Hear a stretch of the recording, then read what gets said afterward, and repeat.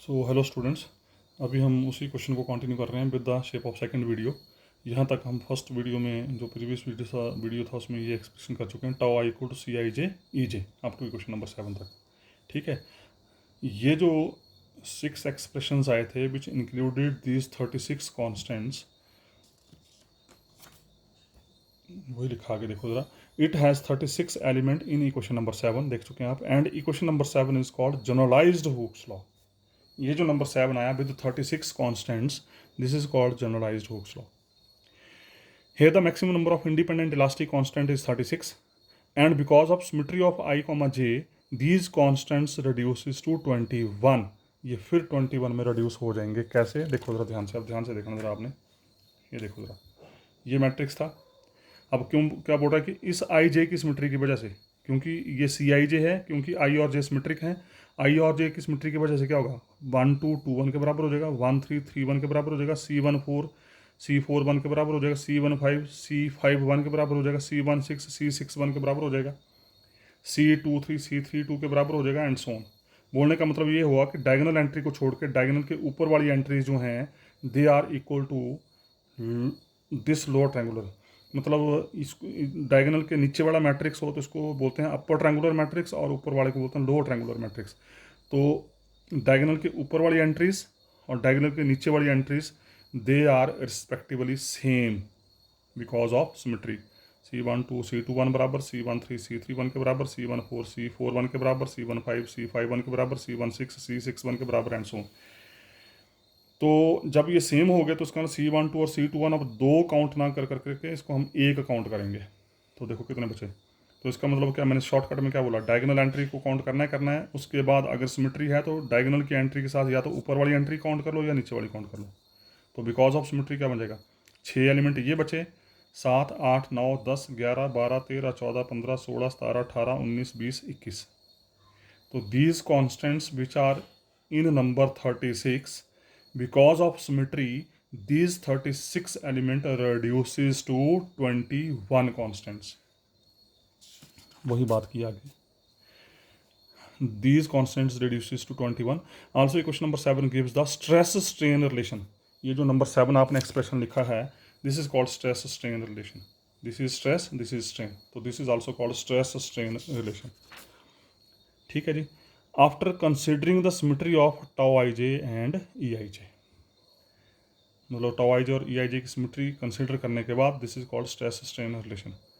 Since e i is dimensionless, e i मतलब ये जो ई आई जे हैं दे आर डायमेंशनलेस, इनकी कोई dimension, because this it self represents a change in length per unit length, और length change in length per unit length means this is dimensionless। hence constant Cij have same dimension as stress tensor tau ij। तो इसका मतलब क्या हुआ, क्योंकि क्योंकि tau i is equal to C I J E j, क्योंकि e j is dimensionless, लेकिन tau i j force है इसकी तो डायमेंशन होगी। तो इसका मतलब अगर इसकी डायमेंशन होगी तो इसकी डायमेंशन इस साइड भी डायमेंशन होगी। अगर दोनों चीज़ें सेम है तो ये डायमेंशनल वाली क्वांटिटी तो इधर भी डायमेंशन होगी, क्योंकि e j is dimensionless.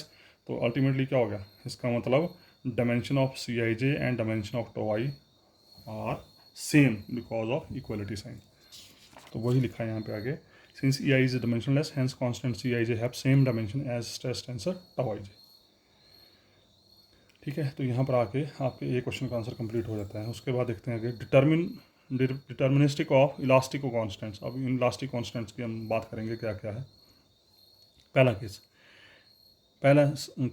An isotropic elastic body. Anisotropic elastic body होती है whose physical properties will be different. Anisotropic body होती है जिसकी फिजिकल प्रॉपर्टीज डिफरेंट होंगी, और आइसोट्रॉपिक होती है जिसकी फिजिकल प्रॉपर्टीज रिमेन्स अनचेंज होंगी, कोई फर्क नहीं पड़ेगा, मतलब इनवेरिएंट होंगी। For an anisotropic elastic body, the number of independent constant in generalized Hooke's law is 21। बता दिया आपने अभी। To show this, अब हम अपने तरीके से चेक करना चाहते हैं।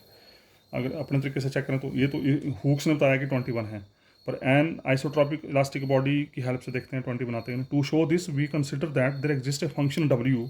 ये अपनी मर्जी से मैंने एक फंक्शन लिया, half c I J E I E जे, याद करना पड़ेगा आपको, विद द प्रॉपर्टी दैट ये फंक्शन मैंने कुछ इस तरीके से डिफाइन किया कि इस W का derivative with respect to e i जो टो आई के बराबर आ जाए। इसका derivative with respect to e i tau i बन जाए, करो डिफरेंशिएट इसको। तो इसकी differentiation with respect to e i half c I j constant बार, first function derivative second, second function derivative first with respect to e आई।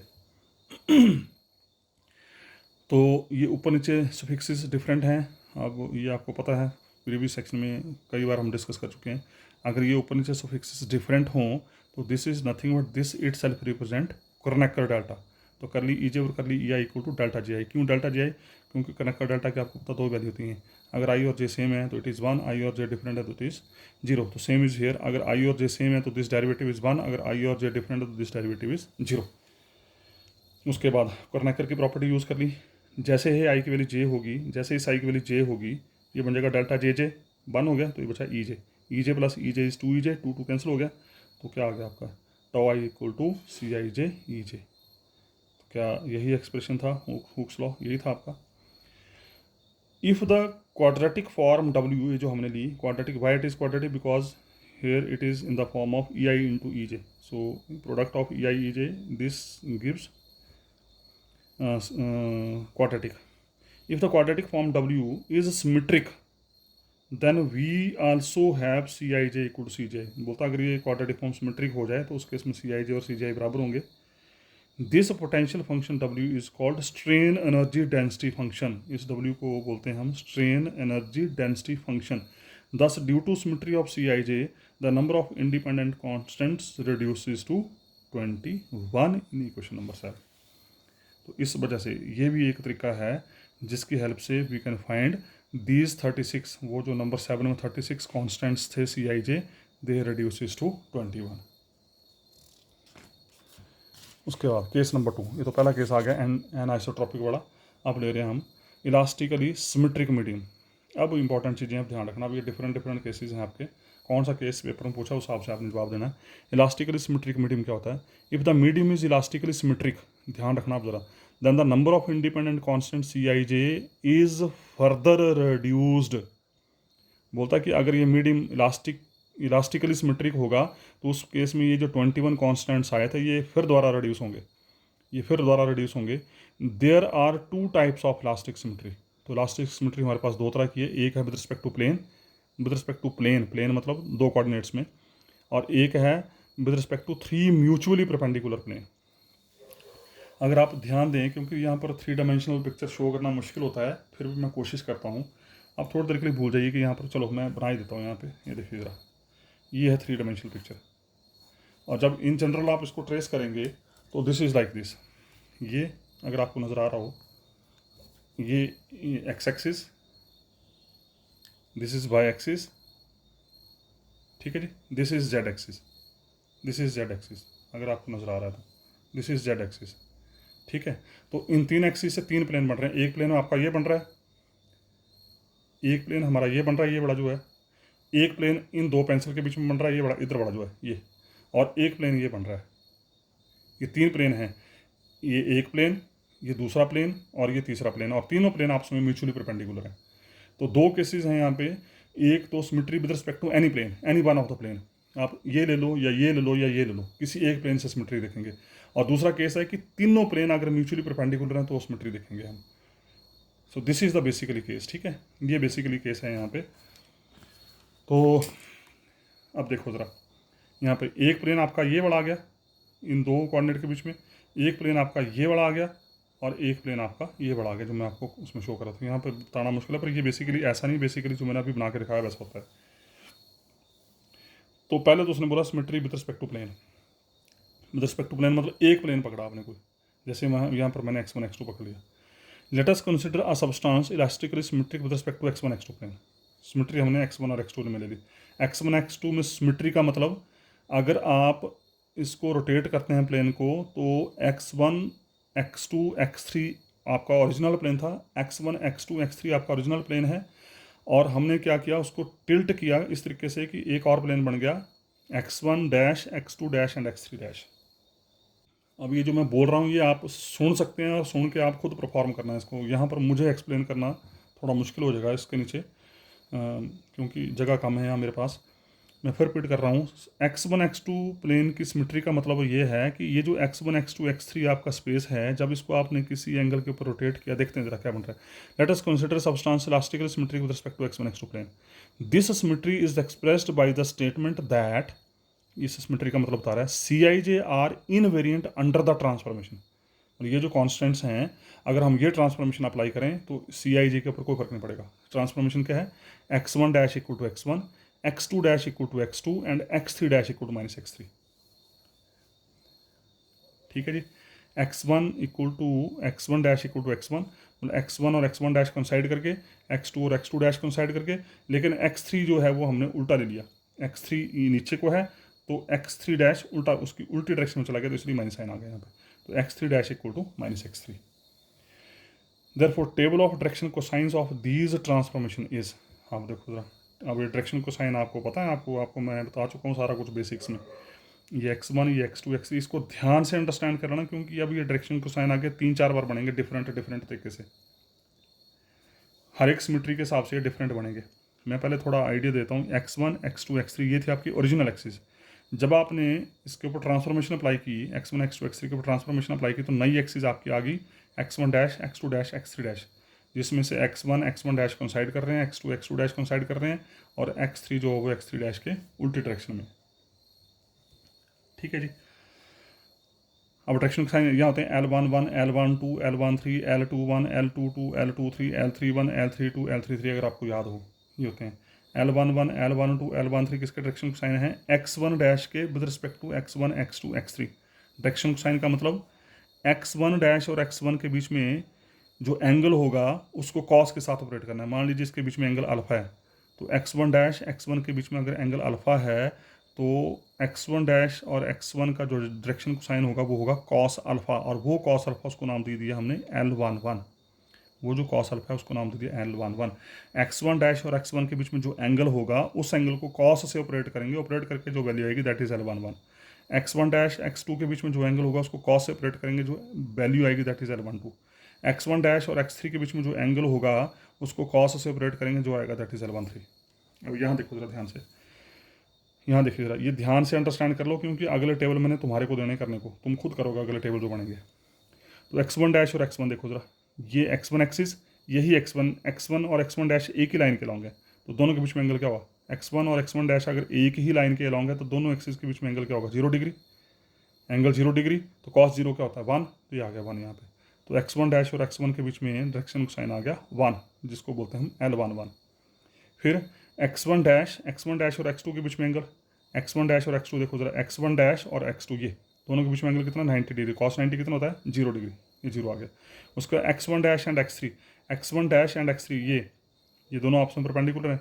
अभी बताया मैंने आपको, पेंसिल रख के मैंने अभी बताया था, ये तीनों डायरेक्शन, ये तीनों x1 x2 x3 डायरेक्शन आपस में परपेंडिकुलर होती है, ध्यान रखना है। तो इनके बीच का यहाँ डायग्राम यहाँ देखेंगे तो यहाँ नहीं लगेगा 90 डिग्री एंगल, लेकिन प्रैक्टिकली जब करेंगे तो this is they are at 90 degree. x1 dash और x3 के बीच में angle 90 degree, cos 90 is 0। And on the same lines x2 dash और x1, अब x2 डैश पकड़ लो, x2 डैश कौन सी लाइन है ये, x2 डैश और x1 के बीच में angle 90 degree, cos 90 0। x2 dash और x2 डैश के बीच में एंगल 0 डिग्री, एक ही डायरेक्शन में है, तो आ गया 1। x2 डैश और x3 के बीच में एंगल 90 डिग्री, ये 0 आ गया। उसी तरीके से x3 डैश और x1 के बीच में एंगल, x3 डैश और x1, यहाँ आपको ऐसा लग रहा होगा कि ये 45 degree angle, but it is not 45 degree, ध्यान रखना, ये this is again 90 degree angle. मैं बता देता हूँ आपको, जरा ध्यान से देख लीजिए फिर से इसको। ये आ गई आपकी, ये है, ध्यान से देख लेना इसको जरा, this is x1, this is x2, this is x3। तो x3 डैश क्या होगा, इसके नीचे, x3 डैश जो होगा वो इस लाइन के नीचे होगा, जो आपको ये नज़र आ रही है ऐसे करके, ये ऐसे नहीं है, बेसिकली x3 होगा इसके नीचे, इसकी उल्टी डायरेक्शन में। x3 डैश क्या किया उन्होंने, x3 के उल्ट लिया, x3 की उल्टी डायरेक्शन में x3 डैश है, तो उल्टी डायरेक्शन क्या होगी, नीचे की तरफ होगी इसकी। जब नीचे की तरफ होगी तो ऑटोमेटिकली नीचे की तरफ जो डायरेक्शन होगी वो दोनों के परपेंडिकुलर होगी। तो इस वजह से यहाँ पर ये x3 डैश और x1 के बीच एंगल जो है वो 90 डिग्री है, ध्यान रखना, मैं बार बार बोल रहा हूँ। तो दिस इज अगेन 0। और लास्ट में x3 डैश और x3 के बीच का एंगल 180 डिग्री, क्योंकि दोनों ऑपोजिट हैं एक दूसरे के, और cos 180 डिग्री होता है -1, ये आ गया -1। ये बात क्लियर होगी। ये L11 की वैल्यू 0, सॉरी L11 की वैल्यू 1, L12 की वैल्यू 0, L13 की वैल्यू 0, L21 की वैल्यू 0, L22 की वैल्यू 1, L23 की वैल्यू 0, L3 की वैल्यू 1 0, L32 की वैल्यू 0, L33 की वैल्यू -1। अब ये जो डायरेक्शन कोसाइन आए, इन डायरेक्शन कोसाइन की हेल्प से अब हम सॉल्व करेंगे ये रिलेशंस, और ये रिलेशन भी आप बेसिक्स में पढ़ चुके हैं। From laws of transformation we know tau dash alpha beta क्या होता था, L alpha I L beta J tau I J, ये रिलेशन था। ये था स्ट्रेस का रिलेशन और ये था स्ट्रेन का relation, E dash alpha beta equal to L alpha I L beta J E I J. और इन दोनों रिलेशन की हेल्प से अब हमने टॉ डैश अल्फा बीटा और ई डैश अल्फा बीटा हमने फाइंड आउट करना है। चलने से पहले मैं आपको एक चीज़ क्लियर कर देता हूँ। अभी तक हमने जितना भी काम किया है वो सारा का सारा वर्क था x1 x2 x3 एक्सिस में, मतलब tau 1 1 tau 1 2 toe 1 3 toe 2 1 tau 2 2 toe 2 3 and Son E1 1 E1 2 E1 3 E2 1 E2 2 and सोन, जिनको हमने शॉर्ट फॉर्म करके नाम दे दिया टॉ 1 tau 2 tau 3 tau 4 tau 5 tau 6 E1 E2 E3 E4 E5 E6। वो values आपके पास already हम देख चुके हैं। अब हम क्या कर रहे हैं, इस x1 x2 x3 एक्सिस को किसी ट्रांसफॉर्मेशन के तहत रोटेट किया, और रोटेट करने के बाद ये x1 x2 x3 बन गई x1 dash x2 dash x3 dash. Basically जो कंसेप्ट है मैं बता रहा हूँ आपको। अब हम क्या करेंगे, इस x1 dash x2 dash x3 dash axis में tau 1 dash tau 2 dash tau 3 dash tau 4 dash tau 5 dash tau 6 dash and on the same lines E1 dash E2 dash E3 dash E4 dash E5 dash E6 dash ये निकालेंगे।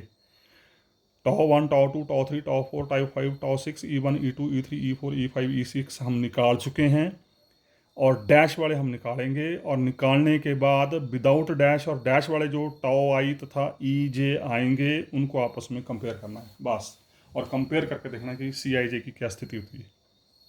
ये basically concept है further through out. तो इस relation की help से हम टॉ dash I निकाल लेंगे सारे, और इस रिलेशन की हेल्प से हम ई डैश जे निकाल लेंगे सारे, और टॉ आई ई जे ऑलरेडी हम निकाल चुके हैं, उनको आपस में कंपेयर करना। देखो ज़रा, मैं एक निकाल रहा हूँ यहाँ पे, बाकी हम सिमिलरली करेंगे यहाँ पे। देखो ज़रा, टॉ डैश 1 1 टॉ डैश 1 1, अल्फा की वैल्यू 1 बीटा की वैल्यू 1, अल्फा की वैल्यू 1 बीटा की वैल्यू 1, क्या बन जाएगा L1I L1J टॉ आई जे। यहाँ 4 सफिक्स हैं, अल्फा बीटा आई जे। तो पहले 2 को सॉल्व कर लिया, फिर 2 को आगे सॉल्व करेंगे। तो मैं टॉ डैश 1 1 निकाल रहा हूँ, पहले एक निकाल के बताऊँगा, बाकी सिमिलरली लिखेंगे। तो L1I L1J टॉ आई जे। फिर क्या किया, फिर तरीका वही है एज इट इज़ जो करते आ रहे हैं। पहले अल्फा बीटा सॉल्व कर लिया। अब आई की वैल्यू 1 2, आई की वैल्यू 1 2, आई की वैल्यू 1 दी, क्या बना L1 1 L1J टॉ 1J, ये आ गया। फिर आई की वैल्यू 2 दी, L1 2 L1J L2J, ये आ गया। फिर आई की वैल्यू 3 दी, ये तीसरा आ गया। मतलब आई की वैल्यू 1 2 3 देके आपके पास से 3 एलिमेंट आ गए। फिर जे की वैल्यू 1 2 3 दो, पहले जे की वैल्यू 1 दो, इन 3 एलिमेंट के ऊपर जे की वैल्यू 1 दो, ये आ गए। फिर इन 3 एलिमेंट जे की वैल्यू 2 दो, ये अगले 3 आ गए। फिर इन 3 के ऊपर जे की वैल्यू 3 दो, ये अगले 3 आ गए। बीच में सम आता जाएगा, तो अल्टीमेटली 9 एलिमेंट बन जाएंगे टोटल आपके। फिर क्या करना है, इस एक्सप्रेशन में यहाँ से लेके यहाँ तक ये जो एक्सप्रेशन लिखा है, इस एक्सप्रेशन में L1 1 L1 2 L1 3 L2 1 L2 2 L2 3 L3 1 L3 2 L3 3, जो कि अभी ये निकाले आपने टेबल में। यहाँ से L1 1 की वैल्यू 1, L1 2 की वैल्यू 0, L1 3 की वैल्यू 0, L2 1 की वैल्यू 0, L2 2 की वैल्यू 1, L2 3 की वैल्यू 0, L3 की वैल्यू 0, L3 2 की वैल्यू 0, L3 3 की वैल्यू -1 उठाएंगे और इस एक्सप्रेशन में रखेंगे। और जब रखेंगे तो सारा एक्सप्रेशन खत्म हो जाएगा, हमारे पास बचेगा सिर्फ और सिर्फ टॉ 1 1, ये वाला पहला नंबर बचेगा। L1 1 इंटू L1 1 इंटू टॉ 1 1, L1 1 1 है तो 1 इंटू 1 इज़ 1, टॉ 1 1, और बाकी सारा एक्सप्रेशन जीरो हो जाएगा। क्यों? क्योंकि L1 2 0 तो टर्म खत्म होगी, L1 3 0 खत्म होगी, L1 2 0 तो ये भी खत्म होगी, L1 2 0 खत्म होगी, L1 3 0 खत्म होगी, L1 3 0 खत्म होगी, L1 3 0 खत्म होगी, L1 3 0 खत्म होगी। So we left with tau dash 1 1 equal to tau 1 1। तो इसका मतलब ये हुआ कि बिफोर ट्रांसफॉर्मेशन जो स्ट्रेस थी वही आफ्टर ट्रांसफॉर्मेशन स्ट्रेस है। कहाँ? इन x1 डायरेक्शन। x1 डायरेक्शन में स्ट्रेस के ऊपर कोई फर्क नहीं पड़ा। तो on the same lines similarly, यहाँ सिमिलरली, और अगर आप करना चाहें तो इतनी बड़ी बड़ी कैलकुलेशन होंगी, पेज बढ़ते जाएंगे। इसलिए मैं बोल रहा था कि this article is round about of 50 pages. तो ये पेजेस हम खा रहे हैं यहाँ पे, जो सिमिलरली लिख रहे हैं, जो सिमिलरली करके लिख रहे हैं वो आपके पेजेस को बचा रहे हैं यहाँ पे, ठीक है। तो similarly tau dash 2 equal tau 2, tau 3 dash equal tau 3, tau 6 dash, मतलब tau 1, tau 2, tau 3 and tau 6 they are invariant. लेकिन टॉ डैश 2 3 ये चेंज होगा। टॉ डैश 2 3 का मतलब टॉ डैश 4, टॉ 4, 2 3 को आपने टॉ 4 बोला था ना, 2 3 को आपने टॉ 4 बोला था, ध्यान रखना। तो टॉ डैश 2 3 सेम बिल्कुल। अल्फा और बीटा की जगह, ये जो एक्सप्रेशन था इसमें अल्फा और बीटा की जगह 2 3 रखा, रखने के बाद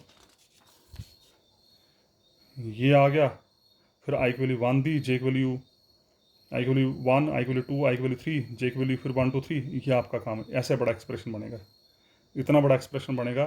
फिर एक्सप्रेशन में आप L11, L12, L13, L21, L22, L23 इस टेबल से, ये जो आपने इंडक्शन कोसाइन वाला टेबल लिखा, इस टेबल से आपने ये LIJ की वैल्यूज पुट करनी है, और पुट करके हमारे पास बचेगा सिर्फ और सिर्फ L22, L33, टॉ 23, ये बचेगा सिर्फ L22, L33, टॉ 23, और बाकी सारा सम जीरो, सारा सम जीरो हो जाएगा यहाँ पर, जिसको मैंने छोड़ दिया है।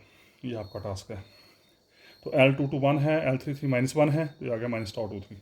तो इसका मतलब tau dash 4 is equal to minus tau 4, mind it. Tau 1, tau 2, tau 3, tau 6 में कोई चेंज नहीं आई, लेकिन tau 4 dash is negative time tau 4, and on the same lines tau dash 5 is equal to negative time tau 5,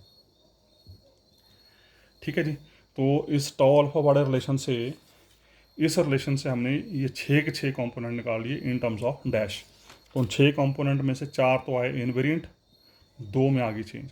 toe 4 dash, tau 5 dash में change आई, बाकी में कोई change नहीं। उसी तरीके से फिर ये ई डैश अल्फा बीटा, ये जो दूसरा एक्सप्रेशन था, बिल्कुल सेम जैसे टॉ वाला सॉल्व किया, वैसे अल्फा बीटा की वैल्यू 1 2, अल्फा बीटा की वैल्यू 1 1 दी, 1 1 देने के बाद फिर आई की वैल्यू 1 2 3, जे की वैल्यू 1 2 3, ठीक है। ये टास्क भी आपका यहाँ पर हम सिमिलरली लिख रहे हैं इस रिलेशन को। Similarly from the relation this we can find E dash E1 dash E1 बन जाएगा, E2 डैश E2 बन जाएगा, E3 डैश E3 बन जाएगा, E6 डैश E6 बन जाएगा, लेकिन 4 और 5 में इसमें भी नेगेटिव आ जाएगा। मतलब कहने का मतलब ये हुआ कि जो बिहेवियर यहाँ पर स्ट्रेस का आया बाई सॉल्विंग द एक्सप्रेशन, वही सेम बिहेवियर जो है वो स्ट्रेन का आएगा बाई सॉल्विंग दिस रिलेशन। मतलब 1 2 3 और 6 इनवेरिएंट होंगे, 4 और 5 आपके स्क्यू बन जाएंगे, नेगेटिव साइन आ जाएगा, कोई दिक्कत नहीं। उसके बाद फिर जो प्रीवियस वीडियो में आपने क्वेश्चन नंबर 7 देखी थी, अगर आपको याद हो, ये क्वेश्चन नंबर 7 क्या थी, 36 एलिमेंट का जो मैट्रिक्स था, 36 एलिमेंट्स का जो मैट्रिक्स था, उस मैट्रिक्स के अंदर हमारे पास 6 क्वेश्चंस थी। अगर आपको याद हो वो 6 क्वेश्चंस थी, मैं बता देता हूँ आपको।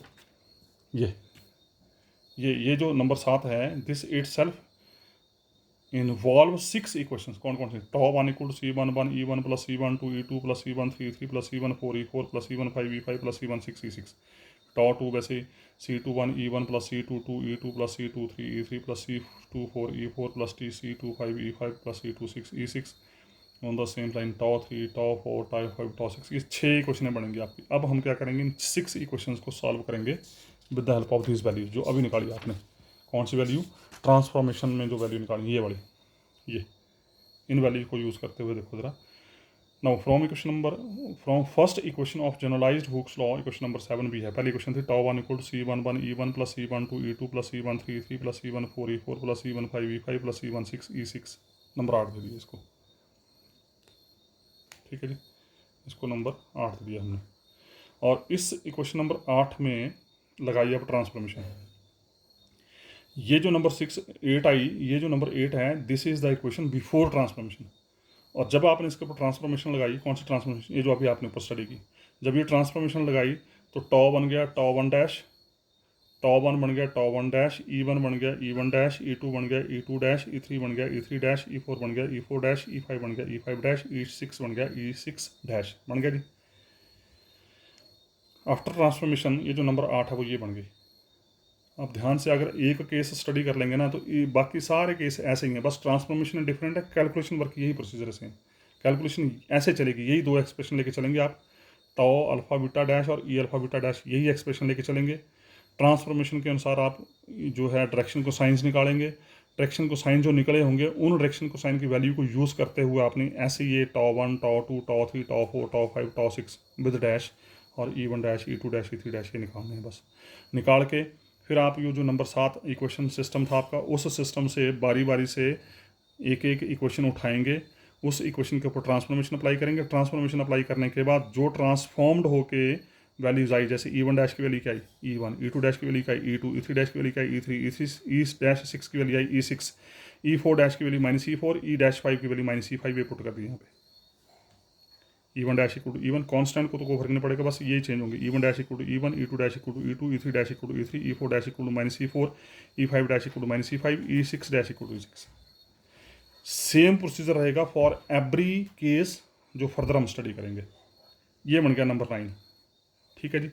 टॉ 1 डैश किसके बराबर है, टॉ 1 के बराबर, तो ये आ गया टॉ 1।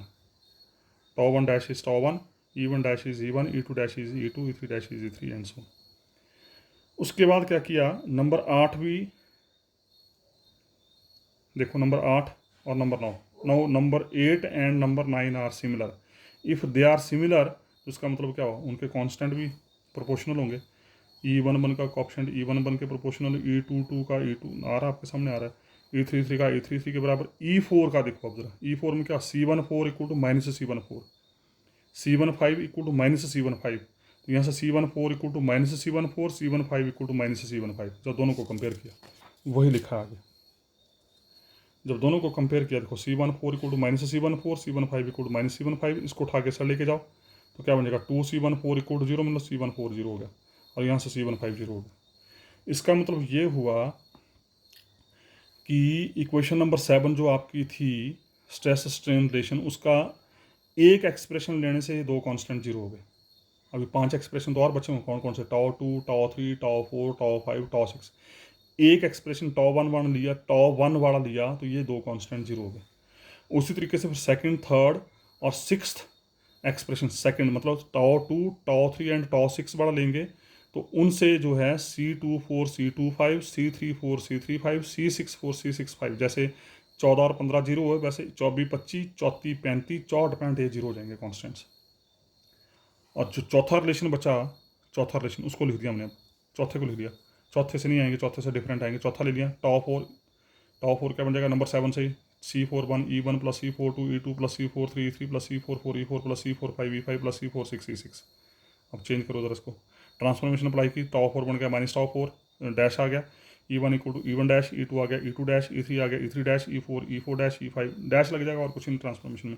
और डैश लगने के बाद फिर इनकी वैल्यू पुट करो, टॉ डैश 4 की value -toe 4, E1 dash is E1, E2 dash is E2, E3 dash is E3, E4 dash is -E4, E5 dash is -E5, E6 dash is E6। और उसके बाद इस एक्सप्रेशन को थ्रू आउट माइनस साइन से गुणा कर दिया। जैसे माइनस साइन से गुणा किया तो टॉ 4 इक्वल टू ये आ गया नंबर 11। अब 10 और 11 को कंपेयर करो। जब 10 11 को कंपेयर किया गया तो 10 11 से क्या किया हुआ, C41 इक्वल टू -C41, तो यहाँ से C41 0 हो गया। C42 कोई दिक्कत नहीं आई, क्या आ गई C42, सॉरी हाँ ये C42 -C42 बराबर हो गया, तो C42 भी 0 हो गया, C43 भी 0 हो गया, C44 भी 0 हो गया, नहीं C44 और C45 बच गए, C46 0 हो गया, मतलब 41 42 43 एंड 46, 41 42 43 46 ये 4 कांस्टेंट 0 हो गए, ये 4 कांस्टेंट 0 हो गए।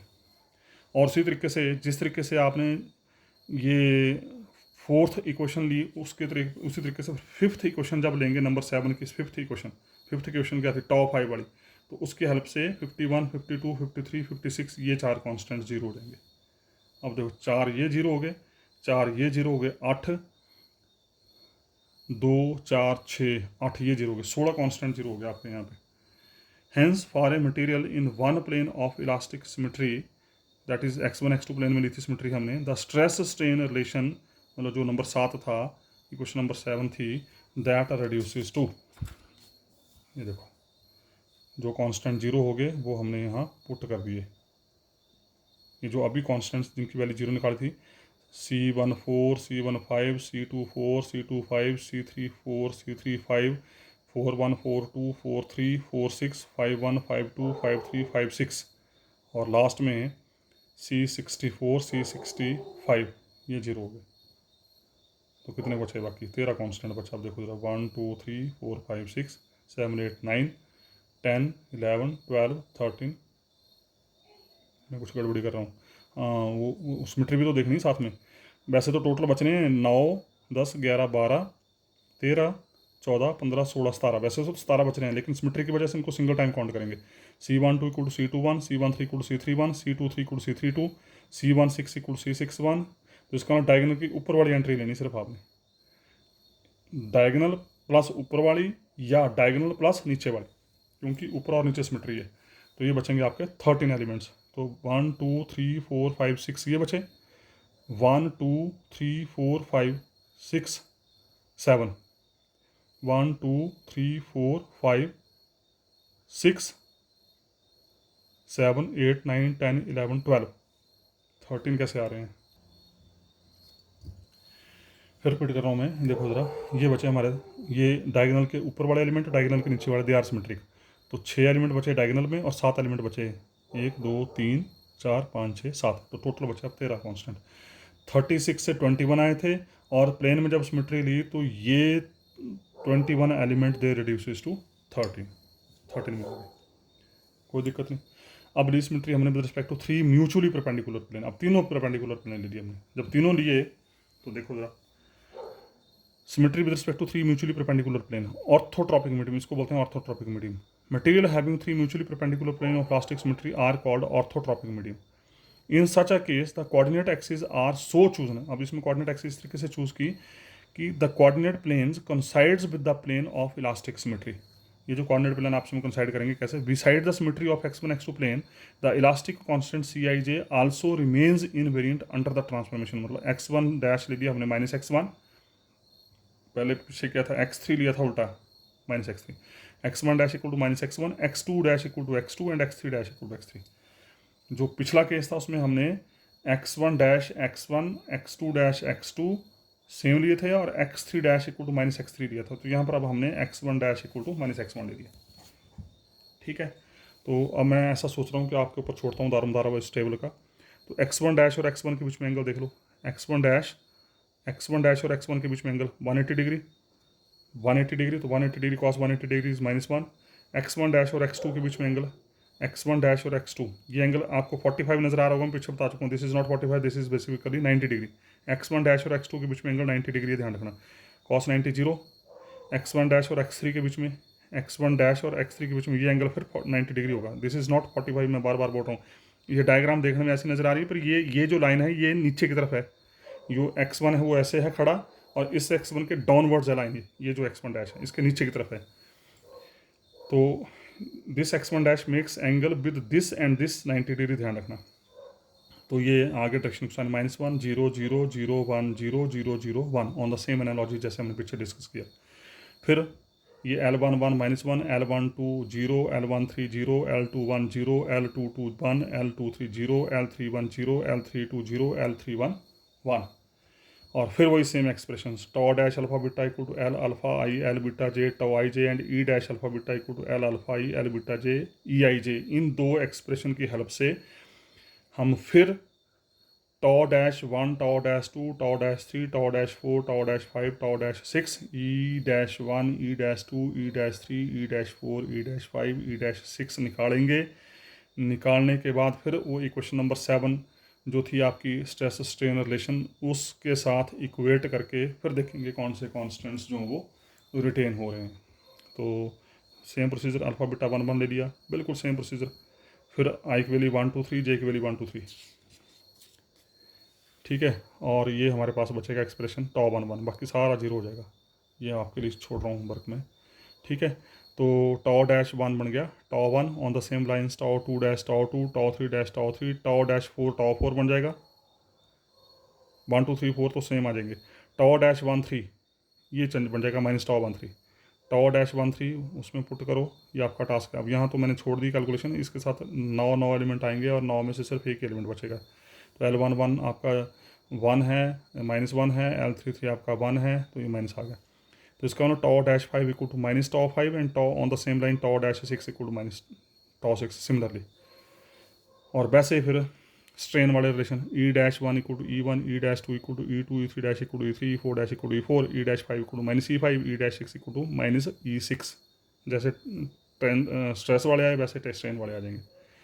फिर उसके बाद क्या किया हमने, वो जो नंबर 7 थी, now from stress strain relation in case of one plane of elastic symmetry we have, in case of one plane, ये जो वन प्लेन में अभी स्टडी किया आपने, τ1 equal to C11 E1 plus C12 E2 plus C13, ये जो अभी ये जो निकाला मैट्रिक्स नंबर 12, अब मैट्रिक्स नंबर 12, अब 7 को नहीं स्टडी करेंगे।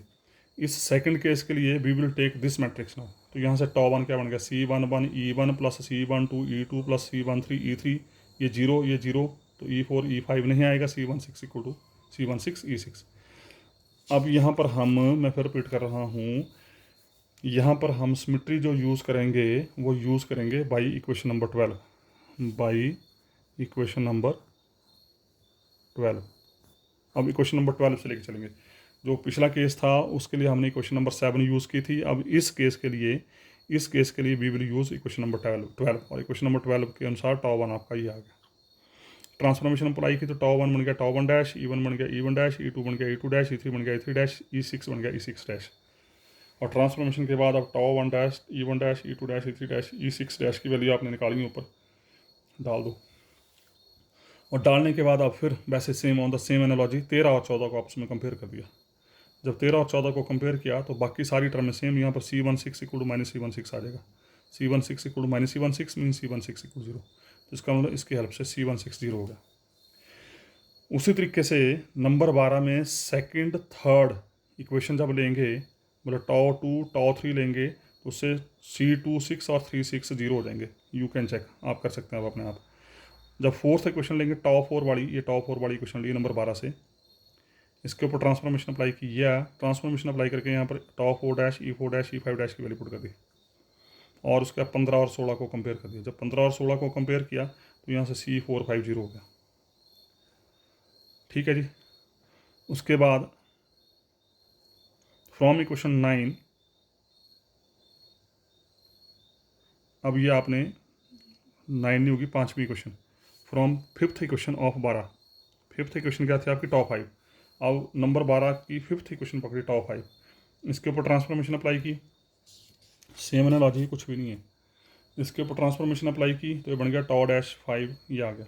फिर ट्रांसफॉर्मेशन की वैल्यूज पुट कर दी, और उसके बाद आपने 17 और 18 को कंपेयर किया तो यहाँ से C540 हो गया। और उसके बाद लास्ट में आपने τ6 वाली इक्वेशन ली, τ6 नंबर 12 से τ6 ली, ट्रांसफॉर्मेशन अप्लाई की।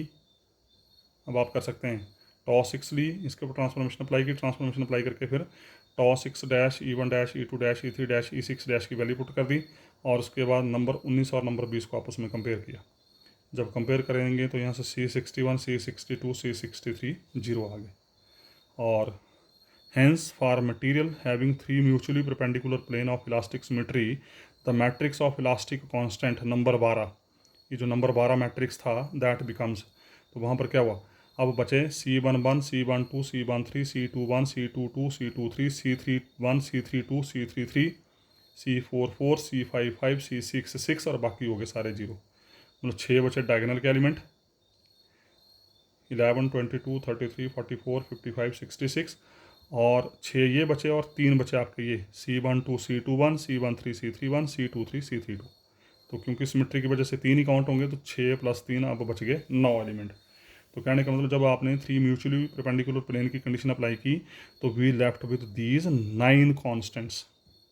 Hence, the material having elastic symmetry with respect to 3 mutually perpendicular planes, the number of elastic constants get reduced to 9।